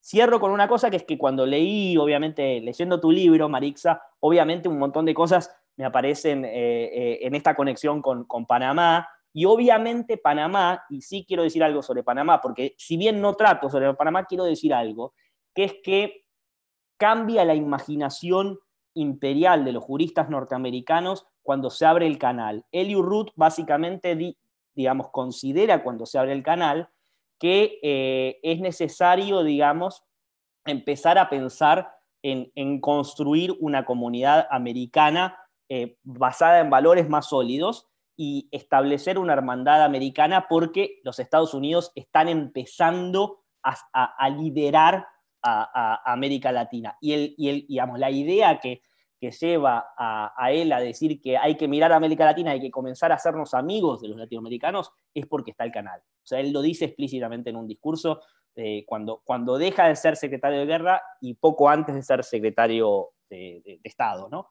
Hay un discurso de Elihu Root muy interesante en el cual él se refiere al canal de Panamá y, digamos, volviendo un poco a lo que decía Ernesto, hay un cambio de la visión geopolítica ahí, ¿no? O sea, hay una visión geopolítica que está diciendo, por eso yo en el libro trato mucho, vuelvo a lo de Ernesto, a la imaginación imperial geopolítica del derecho internacional. Hay geopolítica en el derecho internacional. A veces el derecho internacional es visto como algo liberal, que no tiene implicancias realistas, estratégicas, pero sí, hay una imaginación geopolítica en el derecho internacional, y Elihu Root piensa ahí, empieza a concebir ahí, que es necesario construir valores de derecho internacional y una diplomacia legal que permita que los Estados Unidos se acerquen a América Latina, dado que están el crecimiento de la expansión de los Estados Unidos hacia América Latina y la construcción del canal hacen que sea necesario reconsiderar cómo nos relacionamos con la región. Y el canal de Panamá es central en ese cambio de la visión geopolítica, digamos. En lugar de ser una visión más agresiva, intervencionista, es una visión que empieza a pensar que es necesario construir una forma de gobernanza hemisférica, ¿no? Y el derecho internacional es clave, por supuesto. Ok, muchas gracias, muy, muy, muy interesante. Bueno, si alguien del público tiene preguntas, este es el momento de escribirlas en el chat de preguntas y respuestas, los que están en Zoom. Y yo, mientras esperamos a ver si hay algunas, les quería terminar simplemente que nos dijeran hacia dónde vamos. O sea, hacia dónde vamos no en el mundo, sino en nuestra manera de entender el lugar de América Latina. ¿Qué es lo que a ustedes les gustaría ver? ¿Cómo cambia esta manera de entender dónde estamos y hacia dónde ustedes quisieran ver que vamos en nuestra comprensión del lugar de América Latina en la historia del mundo? Sí, está bien. Ernesto.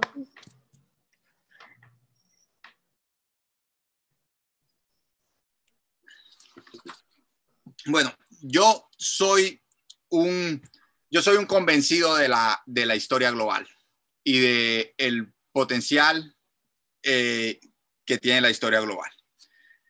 Y a mí me gustaría, y esto no lo digo como, a mí me gustaría ver más a América Latina dentro de la historia global por varias de las cosas que he dicho. Yo realmente entiendo a lugares específicos de América Latina como absolutamente claves para entender el mundo en el que vivimos, para entender lo que unos llaman la modernidad política, otros simplemente la modernidad, otros el mundo moderno, otros el capitalismo. Y América Latina es fundamental. Pero si vemos a América Latina como una cajita que básicamente definimos en relación con Estados Unidos, básicamente siguiendo esa idea de que Latinoamérica es el patio trasero de Estados Unidos, o como lo dijeron los Prisioneros, el grupo de rock chileno, Latinoamérica es un pueblo al sur de Estados Unidos. Eso es cierto, eso es cierto, es muy válido en términos de listo. Hay procesos históricos para los que entender a América Latina como esa cajita tiene todo el sentido. Pero también hay procesos históricos y preguntas que nos obligan a romper esa caja. Y a mí, por ejemplo, una de las cosas que me gustaría ver es más, yo estoy convencido además que como se está desarrollando la historia global, o lo que acá llaman a veces world history, yo creo que eso es una audiencia que sería muy, muy receptiva a proyectos, a libros, a artículos que propongan a lugares específicos de América Latina como nodo conector o como punto álgido o punto clave en el entendimiento de procesos globales. Otra cosa que me gustaría ver es, creo que, pues esto lo digo con profundo agradecimiento por la Academia de Estados Unidos en la que me desempeño, ¿no? Pero yo quiero ver más una historia transnacional de América Latina, una historia global desde América Latina que no pase por Estados Unidos. Me refiero a lo que a veces se llama colaboración, conexiones sur a sur. Con muchos latinoamericanistas no podemos responder a una pregunta sobre conexiones, qué sé yo, entre Perú y China. Pongo como ejemplo Perú y China porque hace poco leí algo súper interesante sobre conexiones conexiones intergeneracionales entre familias peruano-chinas. Entonces, yo entiendo que desempeñándome plantado en Estados Unidos, claro que Estados Unidos de alguna forma se convierte como en una especie de centro de esa historia transnacional. Entonces habría mucho interés, por ejemplo, ya que hay tanta inmigración de América Latina a Estados Unidos, ¿por qué no hacemos una historia sobre los orígenes de esa inmigración, yéndonos hasta el siglo XVIII? Y de hecho he pensado un poco sobre eso y he escrito un poquito sobre eso, pero al mismo tiempo también pienso, ¿y por qué tiene que ser con Estados Unidos? ¿Acaso en el siglo XVIII la gente que vivía en lo que hoy llamamos América Latina solo se movía a Estados Unidos? ¿O al otro eje dominante, o solo a Francia o a Inglaterra? No. Estoy seguro que buscando encontraremos esos flujos, esas movilidades que conectaban. De hecho, lo han hecho los brasileños. El trabajo, por ejemplo, de Roquinaldo Ferreira sobre conexiones entre Angola y Brasil es absolutamente fascinante. Una misión diplomática de Angola que llega a Río de Janeiro, que es la capital del Imperio Portugués durante durante un pequeño momento del siglo XIX, y luego es la capital del Imperio del Brasil, ¿no? Entonces, por supuesto, tiene relaciones diplomáticas con un reino de Angola. Entonces, esas conexiones sur a sur que quizás siempre hay historias de cuando los historiadores tradicionales le decían a uno, no, pero ese proyecto de disertación tuya no se puede hacer porque eso no existe. Pues yo prometo nunca decirle eso a un estudiante. Puedo decirle que puede ser muy difícil de encontrar, pero que sería absolutamente fascinante encontrar esas, y yo creo que aquí estamos todos en la misma tónica, el tema de Erased, el tema de Hidden Histories, el tema mío es como, pues encontremos esas líneas ocultas en el mapa global y pongamos a América Latina como parte fundamental de esas líneas ocultas en el mapa global. Muchas gracias. Catherine, ¿qué te gustaría ver que pasara en esta evolución, en este cambio? Sí, estoy de acuerdo con Ernesto en general, y me gusta esta énfasis sobre conexiones sur a sur.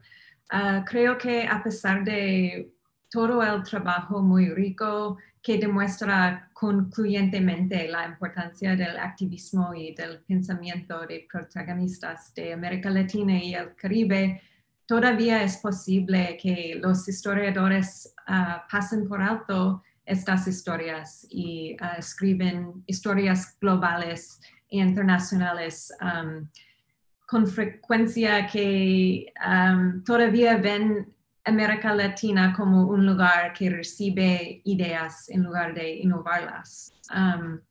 En el ámbito de la historia feminista, espero que mi libro ayuda a abrir nuevas agendas de investigación que tomen en serio el activismo de las mujeres latinoamericanas y del Caribe, que siempre han sido muy vital a movimientos políticos en sus países y en el ámbito internacional, y muy diversos también, y que siempre han sido un fuente de innovación teórica y como una fuerza en el mundo también. Sí, y con el tema de Catherine y la importancia que entran los libros de texto más generalizados, yo recuerdo cuando todavía enseñaba en Estados Unidos que les decía a mis estudiantes mujeres, ustedes saben que en América Latina ya hemos tenido varias presidentas mujeres, ¿no? Y ustedes no me podían creer porque entraba tanto en contra, y no es que importe dónde pase primero, sino la idea que en una región siempre tiene que pasar después y en otra siempre tiene que pasar primero, es lo que no funciona.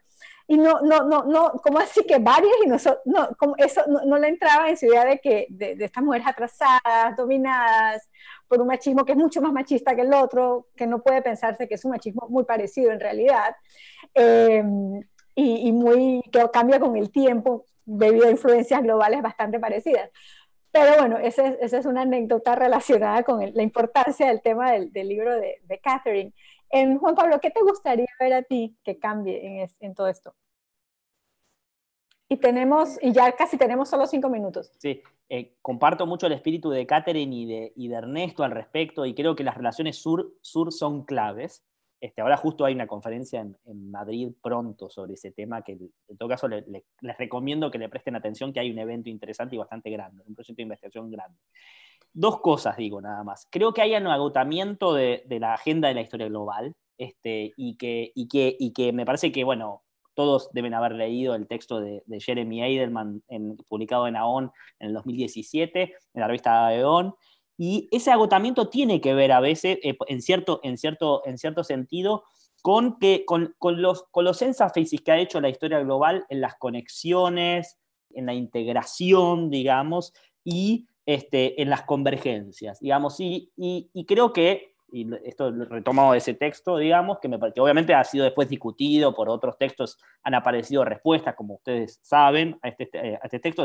Richard Drayton, digamos, es una de las que ha habido, pero digo esto, el texto, retomando ese texto, él hablaba de una contracara que tendría que ver con la desintegración, con la fragmentación, con la fragilidad, ¿no? Y yo creo que para explorar América Latina es necesario empezar a reubicar América Latina a partir de categorías que nos permitan pensar cómo se globalizó América Latina, una zona en la cual no hay esos niveles de integración, esos niveles de cohesión que han existido digamos, en potencias imperiales o en países, digamos, occidentales. Entonces, me parece que una agenda importante tiene que ver con la noción, me parece, la noción de fragmentación, que no está en el texto de Delman, pero que me parece que es importante profundizar. Es una categoría de Ian Clark y también retoman Osterhamen en el libro ese sobre la historia de la globalización. Me parece una categoría importante para pensar cómo se dan las formas de globalización desde América Latina, que son formas que se dan desde la periferia, a veces desde los propios países latinoamericanos, y qué formas de influencia se producen hacia el exterior, que a veces no son cohesivas, integradoras, sino que son dispersas, fragmentadas, digamos, y desconectadas. Y me parece que hay que hacer una suerte de nuevo mapa de esa globalización periférica fragmentada. Ese es un punto. Último punto, si queda, si no, lo dejo. La historia nacional, porque creo que eso en tu libro, Marisa, para mí fue muy importante y fue revelador. La conexión que vos haces entre la historia imperial y la historia nacional. Y creo que la América Latina tiene ricas historiografías nacionales, por lo cual me parece que es necesario empezar a pensar en cómo hacer digamos, en lugar de tratar de integrar a América Latina en la historia global, yo creo que lo que hay que hacer es tratar de, digamos, hacer una agenda de historia global, digamos, donde las historias nacionales y las historiografías nacionales se adapten a una nueva agenda de lo global que permita pensar esas formas de globalización periférica desde las historiografías nacionales con las agendas de las historiografías nacionales. O sea, creo que hay un falso dilema en abolir las historiografías nacionales. Creo que son muy ricas y hay que partir de ahí para hacer historia global en conexión con historias nacionales, y creo que en ese sentido tu libro para mí ha sido muy revelador de esa beta, digamos, ¿no? de la historia nacional digamos, y básicamente, bueno, las resonancias imperiales y globales que ha tenido esa historia nacional de Panamá en relación con los Estados Unidos y el canal, ¿no? O sea, y la importancia que tuvo esa dimensión global imperial en el desarrollo y el borramiento de la historia de Panamá agraria, republicana, de un comercio previo al del canal construido por los Estados Unidos. Paro ahí. Sí, bueno, yo nada más quisiera decir un poco algunos de los problemas estructurales que encuentra esto y que he encontrado, sobre todo cuando me mudé de Estados Unidos a Colombia, es la dificultad de leer los libros producidos en otros países de América Latina, desde América Latina. Nosotros no tenemos acceso a los libros en español sobre Argentina en Argentina. O sea, es más fácil leer sobre la región desde Estados Unidos, Europa, que desde Buenos Aires, Argentina, y que a veces lo podemos leer por las relaciones personales que quedamos con historiadores que nos regalan sus libros, ¿no? Que uno va con la maleta regalando libros. Porque no hay un intercambio de bibliotecas real y es muy difícil ser un latinoamericanista, curiosamente, en América Latina. Porque no tienes acceso a los libros producidos fuera de tu país, y sobre todo porque las bibliotecas se especializan en las historias nacionales, ¿no? Entonces hay un problema allí que yo creo que es estructural, que habría que cambiar si queremos tener una voz en cómo se presenta toda la región y poder participar desde América Latina en la producción de cómo se representa la región. Pues tenemos que tener acceso a lo que se está publicando sin tener que viajar a Estados Unidos, ¿no? Entonces uno viaja a los centros de investigación y que, uy, mira lo que están haciendo en Argentina, en Chile, en Perú, en no sé qué.